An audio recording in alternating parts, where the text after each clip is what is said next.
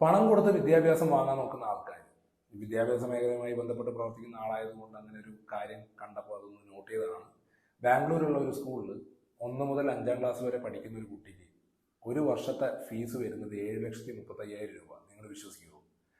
അതിനു പുറമെ അഡ്മിഷൻ എടുക്കണമെങ്കിൽ 1000 രൂപ, 1,00,000 രൂപ നോൺ റീഫണ്ടബിൾ ഫീസായിട്ട് കൊടുക്കണം. പിന്നെ ആപ്ലിക്കേഷൻ ഫീസ് എന്ന് പറഞ്ഞിട്ട് ഒരു 1000 രൂപ വേറെയും കൊടുക്കണം.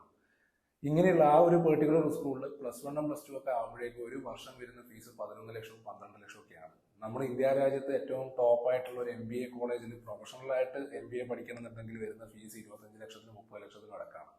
അപ്പോൾ നിങ്ങളൊന്ന് ആലോചിച്ച് നോക്കി, നമ്മുടെ നാട്ടിലുള്ള വിദ്യാഭ്യാസത്തിന്റെ ചെലവ് വർഷാവർഷം കൂടിക്കൊണ്ടുവരികയാണ്. സർക്കാർ ഇതിന്റെ മുകളിൽ നിയന്ത്രണങ്ങളോ കാര്യങ്ങളൊന്നും വെക്കുന്നൊന്നുമില്ല.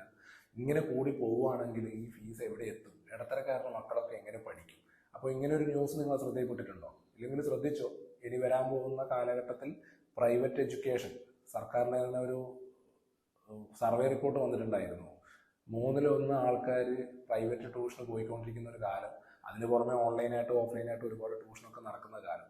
അപ്പോൾ ഇത്രയൊക്കെ പണം മുടക്കിയിട്ട് നേടിയെടുക്കേണ്ട ഒരു സംഭവമാണോ വിദ്യാഭ്യാസം എന്നുള്ളതിനെ കുറിച്ച് നമുക്കൊരു ചർച്ചയാവാം.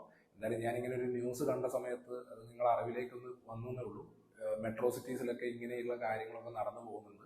അപ്പോൾ ഇന്റർനാഷണൽ സിലബസ് എന്നൊക്കെ പറഞ്ഞിട്ടാണ് കുട്ടികളുടെ അടുത്ത് ഇങ്ങനെയുള്ള ഫീസൊക്കെ പിടുങ്ങുന്നത്. അപ്പോൾ ഇത്രയൊക്കെ ഫീസ് കൊടുത്ത് പഠിക്കേണ്ട ഒരു ലെവലാണോ 1-ാം ക്ലാസ് മുതൽ 10-ാം ക്ലാസ് വരെയൊക്കെ?